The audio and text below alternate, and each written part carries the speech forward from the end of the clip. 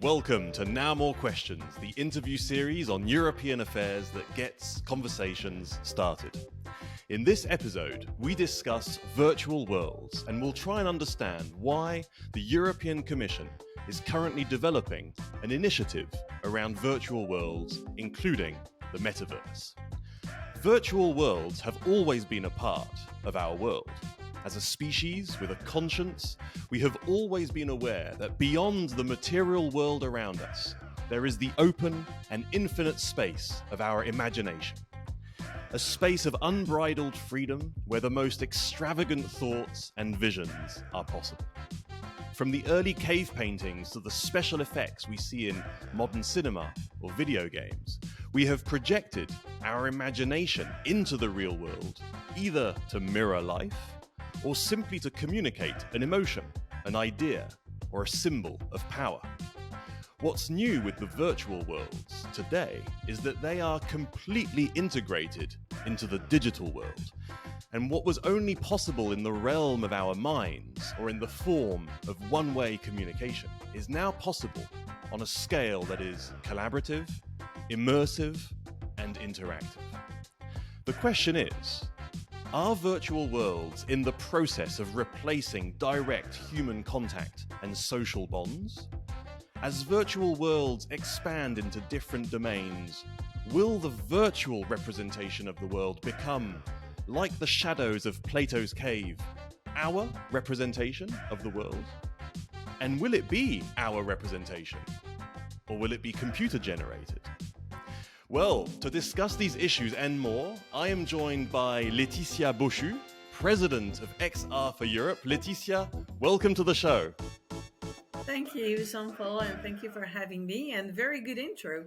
I'm glad. There is a science fiction part that is becoming reality as well in this metaverse talk.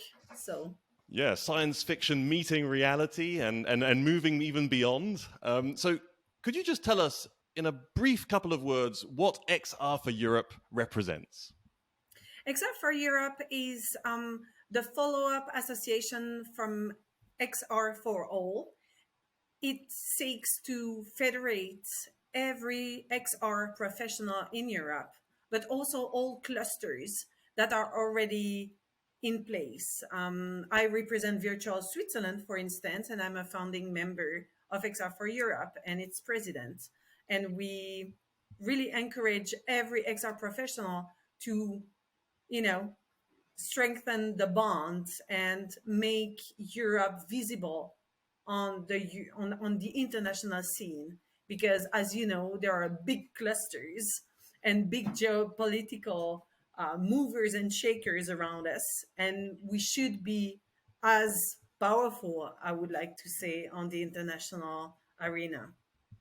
So even if the virtual worlds that are being developed are virtual, there are actually some real professionals behind working in this sphere. So we'll definitely be going deeper into that. But in the tradition of Now More Questions, we kick off the interview with a question from the previous speaker on the show. That was Rolf Kubi, Director General of Euromines, and he was interviewed on the topic of critical raw materials.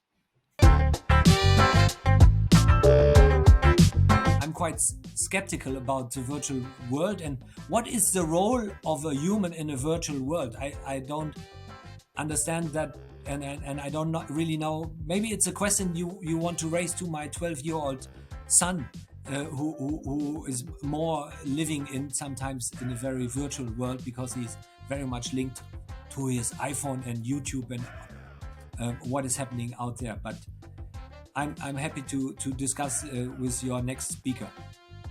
Excellent question. I like the skeptical because many people are skeptical, and one of our big mission is also to acculturate the people around us and those who are not properly understanding. Actually, it strengthens the human bond. It doesn't disintegrate it. On a mobile phone or in, whenever you're doing something that is not interactive, then of course the social bond is 2 clicks away or 3 clicks away. In an immersive, interactive world, what we call the virtual worlds or metaverses, you are in direct contact with your friend, with a colleague. I could be doing this interview in a virtual world and we would be speaking just the same. Our physical appearance would be that of our avatars. And you could be a banana and I could be an orange, or you could be yourself with Paul Johnson, no more Brenning, and I could be the Letty in Switzerland sitting in Geneva. So, it's really, we need to raise awareness around the fact that it's not dehumanizing people, it's actually enabling a new form of contact. And I've met people who had actually only met in virtual worlds and were for the first time meeting in real life, but they had been friends already. And besides touch and smell, the rest is really just as natural, I'd like to say, as what we're doing right now. Plus, you are embodied in an avatar. So you have the sense of presence, and presence is key to, you know, to having a proper discussion or a human interaction. So This is what we're doing now. you are describing the virtual world, and if I take Rolf's question, who was referring, for instance, to YouTube, you're saying this is more of a kind of old school type of communication where it's not really interactive in a way. It's You're not. just clicks It's not. away.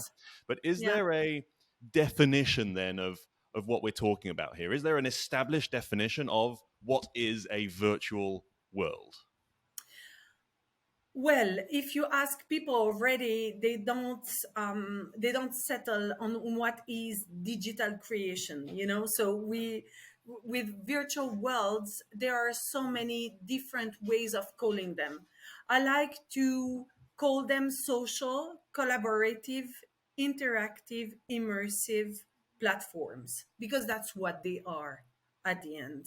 And some people call them metaverses. It is not the metaverse with the big A, the big M. It's a small capital metaverse. So it's different worlds that are very creative in their in their environments, because you have 3D artists working on the look and feel of each world, and you can really enter proper spheres, ambience, and atmospheres that are very different from one to the other. And then you can also enter corporate looking or bespoke, it could be a no more show capsule in a virtual world. So you have all types, and it depends obviously on the budget you have at hand, because to create a virtual world, it requires a lot of skills and many hours of coding and So design. it's a platform that has a lot of capacity, a lot of Yeah, capability, yeah. and it is typically much more immersive than the way we are traditionally used to communicate, even in the age of the internet, as I understand it.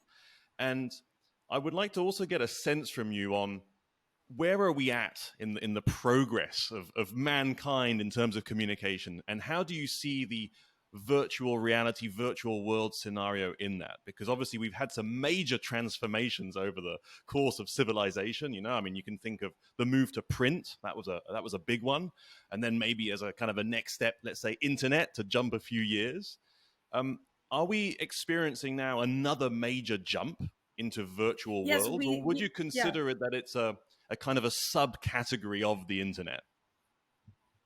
Um, no, it's definitely the internet, but it's the expanded internet. And we speak of XR, meaning expanded reality. So it is the expanded internet in the sense that it is, at least the wish is to have it decentralized. It is decentralized, the internet. But I mean, to have a new form of language. We have now the PC, which is the latest,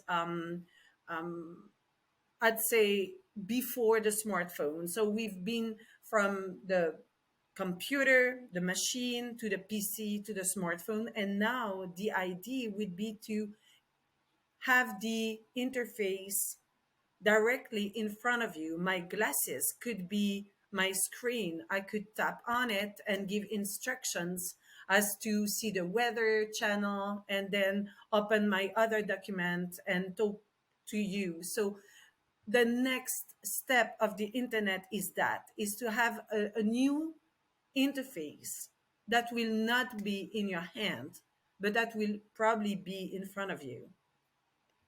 Okay, so that's also the experience of how we get into the virtual world. Let's say we have been used to getting into a simple version of the virtual world through screens that have been obvious machines. What you're saying is that now this could all be much more immersive into objects of daily life that we would kind of carry, seamlessly carry about our persons. But the question is then, why? What are we going to gain out of all of this? And there has certainly been some pretty aggressive, I would say, communication from some of the big digital players. I mean, we can think especially of Meta, talking about the rollout of these virtual worlds and signifying that they could be really beneficial. I'm thinking particularly in the sphere of education is what we've been hearing, that you could, discover the solar system through this virtual world as a young child and understand better what's around us in the universe. Could you give us a sense of what are the kind of applications that are being developed and that could potentially then be useful for people in this virtual world? Currently, you have access to that interface via headsets. So head-mounted displays, HMDs as we call them. And so you have these quite clunky but less and less clunky headsets you put on in order to gain access to the virtual worlds, right? So via these screens and via these headsets, you can be in contact, for example, with a teacher. And indeed, what you're saying in the educational sphere is very much at the forefront of the virtual reality applications. I would like to underline the medical. The medical industry is one step, forward in this in the VR use, because you need to repeat certain sequences, certain processes, everything that is spatial, that encompasses processes and sequential work. You can actually practice it via your avatar. And that means, for instance, that you could practice knee surgery, each step of a knee surgery via a specific application where you have your peers from all around the world. And so also a supervisor who would be the heads of the knee surgeon, the super duper knee surgeon, overlooking the procedure and telling you if it's good or not. And then if you're lagging behind your peers, you could at home still practice until you do better and you get the gesture right. And this is exactly what Orama VR, for instance, is doing.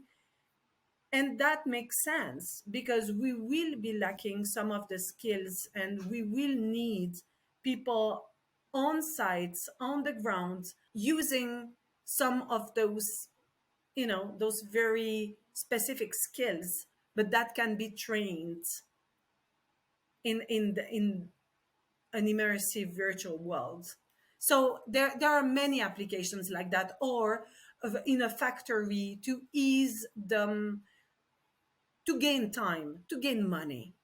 At the end, it's, if you cut your processes short, if you can, if you have, instead of having written instructions, if you have them in front of you going bam bam bam, so that you know how to fix machines or fix any type of industrial manufacturing chain, etc., then you will gain time and you will gain money. So this is already in use. So what you're saying is that there's an educational component, but there's also, in a way, a kind of a trial and error element where you can benefit from the fact that in a virtual world you can have multiple lives, a little bit like in a game, right? In a video game, you can afford to Yeah, so lose many times. that you can train yourself, that your cognitive load is different from that of your next, that to your whatever, colleague or a schoolmate. And so you can train at your own pace until you get to the level, just like in a video game, just like you said, you need to reach one end before going to the next chapter. So yeah. And is that the case that these virtual worlds have emanated from the gaming sector? I mean, has that been the pathway that has led us to this? Is that where the technology sort of started? Is that where the initial drive for building virtual worlds has come from? Or have there been other sort of factors at play that have led us to develop further into this virtual reality? It's actually two things. You're right. It's the gaming industry, because we use game engines, right? Unreal has been the Fortnite game has been a huge success story that brought people on their computer, speaking via avatars, making friends via avatar. So you do have that in 2D, and now we bring it in 3D. So you have, of course, so the Unreal Engine and the Unity engine, that are the main ones. But then you also have the entire movie industry and the post production. You were speaking of the virtual effects, right? The in science fiction, but also in other types of production, and these two merged into what now is a very creative, immersive world. It's So it has creative, the but codes. as you highlight, it's creative, but it's also highly and increasingly, I would imagine, business driven, and has the potential to, you mentioned that it's not a replacement, but it does have the potential to replace a lot of our direct interaction.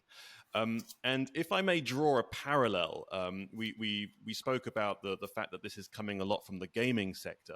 In the age of the internet, we were in a way sold this idea that social networks were also about this, expanding one's social bonds, environment, connecting with friends, things like that, and that's how it was sold. But the reality, several years later, was actually quite different. What was actually happening was the acquisition of data from users, largely without their consent and their understanding, and definitely not their knowledge. And so one can be a little bit worried of developments in areas such as these, where virtual world is many years ahead of its users to some extent, because the people building the platforms and the technology will be looking for essentially return on investment. Whereas users are trying to understand the codes, probably have some freedom to develop more out of these worlds, but nevertheless, they're still steps behind because they're not in the development of the technology. My question would be, are we facing platforms that are, at the end of the day, highly centralized, with big giants owning a lot of the kind of the rights behind these platforms? Or actually, as you seem to be representing, are there many, many different professionals, many different alternative and competing platforms that actually create a more decentralized version of these virtual worlds and possibly then maybe a fairer version? What is the situation out there in the virtual sphere? You have a bit of everything, I'd say. It depends, what you're looking for. But there are definitely some platforms that are open source, like Mozilla Hub, for instance. And then you do have closed in metaverses that are owned by big, the GAMAM. No, it's not GAFAM anymore. And we do have other types of virtual worlds that draw on specific secure, like for instance, if your platform is based in a European country, obviously you will be GDPR compliant. So there is already one level of data safety, but then it's never, you can also create within um these big platforms, you can build your own world and have your set of rules within it. But of course, it's very expensive to build your own platform. So you must do with what is out there. And data is also a very positive asset, like we were saying, for instance, in training. So data, the protection of data is key, but data gathering is also key. So the idea is to be able to gather that data, but to delete that data, or at least to have it encoded on blockchain, for instance, that would make it safer, or have a very ethical platform that would have an ethical governance. And this question of governance is probably also, I imagine, what the European Yeah, Commission might be yeah, thinking about as well. And because we are talking about worlds that will be gaining in autonomy. This is yeah, clear. And they will be gaining in autonomy in a way that will not necessarily always relate to, let's say, the real physical world. So there will certainly be a development of rules and codes and impacts in the virtual world that will be different to the one in the real world, but nevertheless real at the end of the day. And one question that comes up is, are users, even if they are highly collaborative, immersive, and to some extent highly customized and personal, are users still able to take a step back to critically assess their experience of the virtual world when it is so immersive? I mean, that is a real question, because one could imagine that more and more decisions get made in the virtual world that then have an impact on the real world. One can definitely imagine that scenario. And if, a little bit like we are, like a rabbit in front of the headlamps, if we enter the virtual world in a kind of an amazement, we do lack a bit of critical assessment, which is also highly important. Do you feel that this is a risk, that virtual worlds do risk us losing critical assessment? I'm not sure, because like I said, the embodiment part makes it so real. The presence part makes it so real. You don't really, you're more yourself, in a sense that while gaming, you're less absorbed by the elements around you because you're in the elements. But yes, I do get your point. I think there is vigilance to be, and plus you have also you can train people to enter these worlds. You can train them by having a little onboarding, I mean, an onboarding scenario where they would understand what are the do's and don'ts. And there is something about these worlds that we haven't discussed yet, but that's the community. And there is a strong feel of community because each platform is dedicated to something different. Like, there is a big platform, but within this platform, there are many worlds that can be used to many different aims and goals. And so when you enter a world, you know exactly what you're seeking in that world. Or if you're lost, you will very quickly understand that you're not at the right place, because each of these smaller worlds have a community of their own.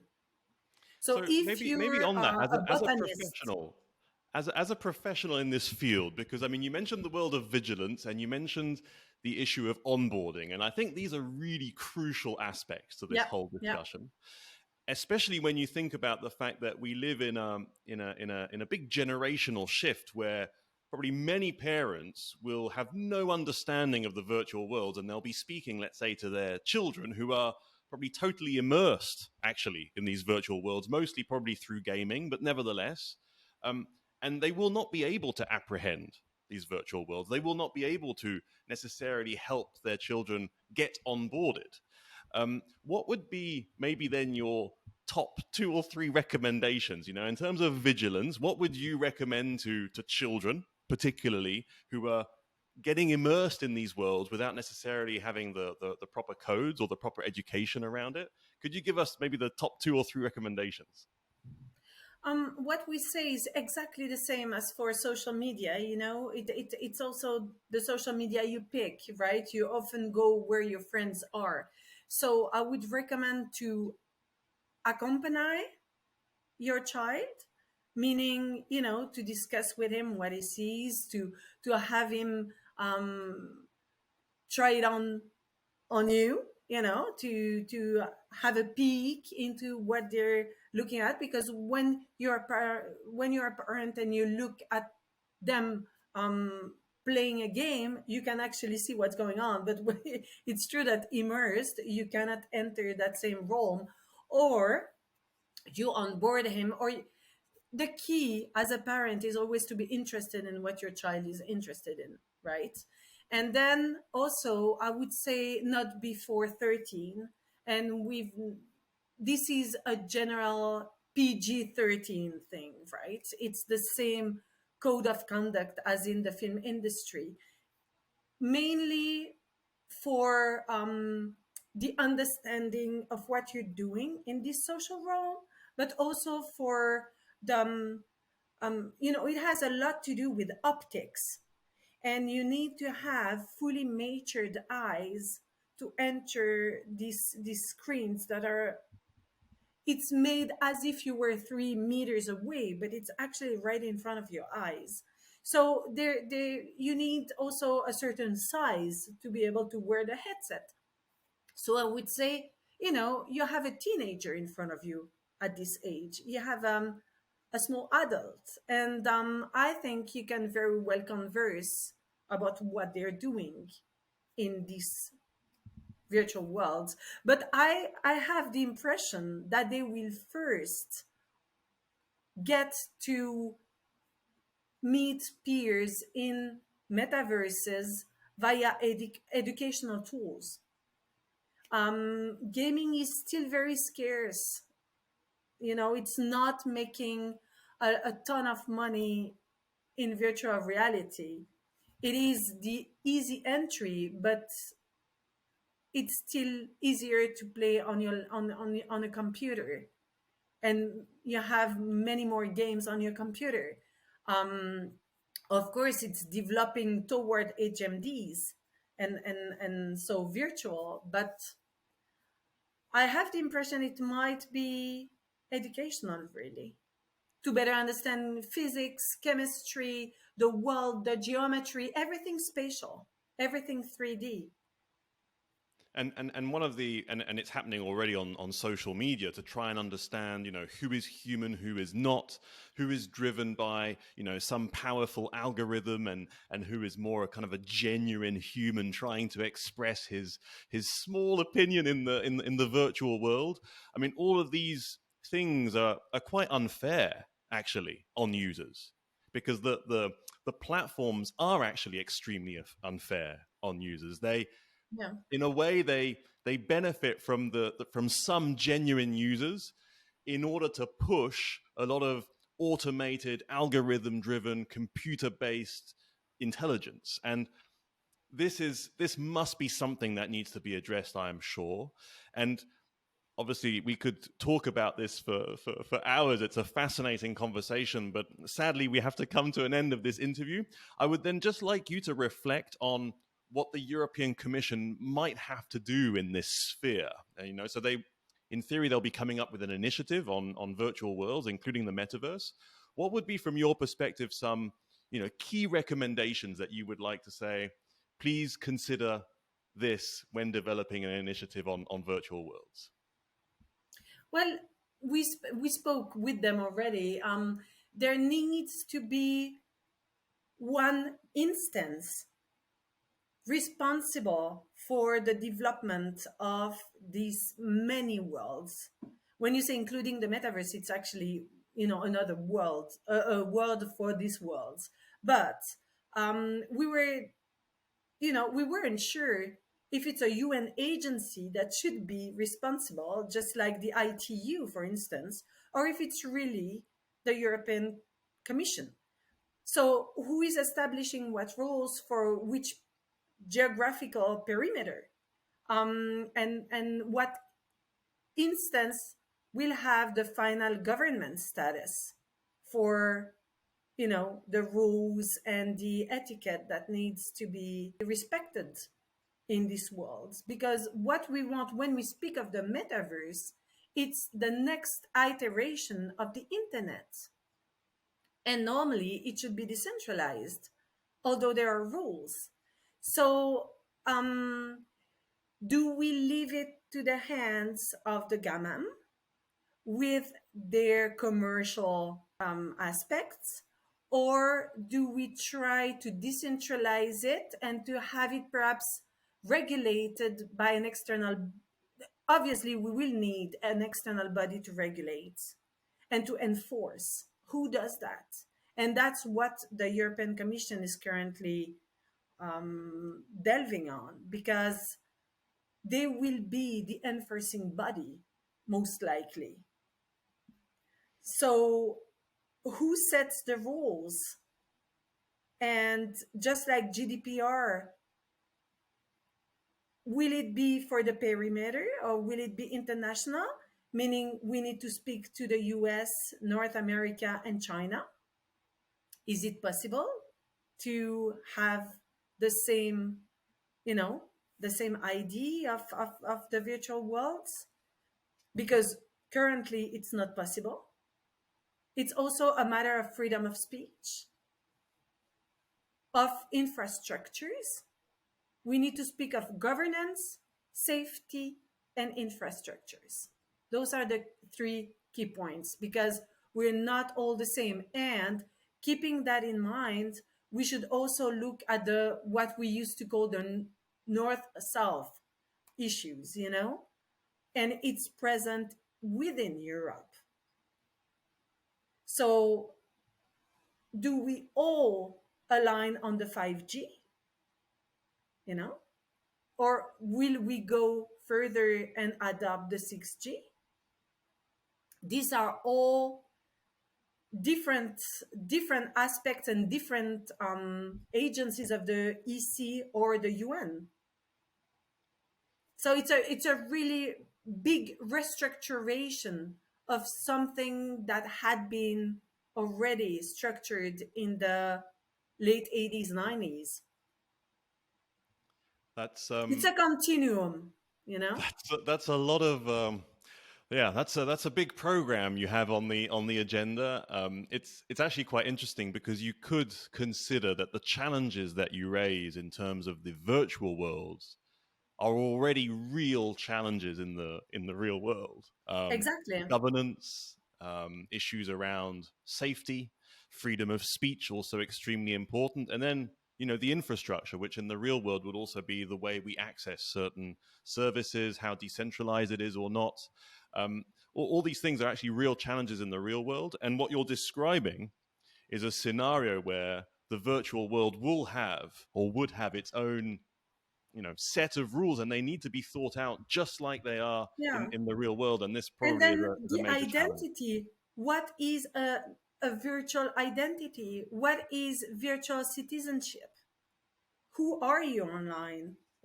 Who are you in this new internet, in this decentralized internet that will be, the ideal and the concept that is still the metaverse with a capital M is an overarching internet presence where you can come and go, and it's a parallel world.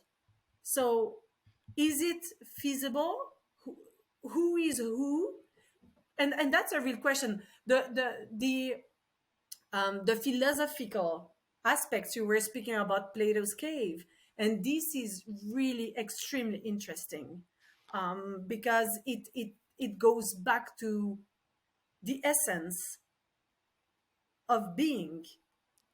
And in the real world, we have geography, something called geography. Yeah, We have yeah, borders, more or less, with governance rules, more or less. In the virtual world, I'm half British.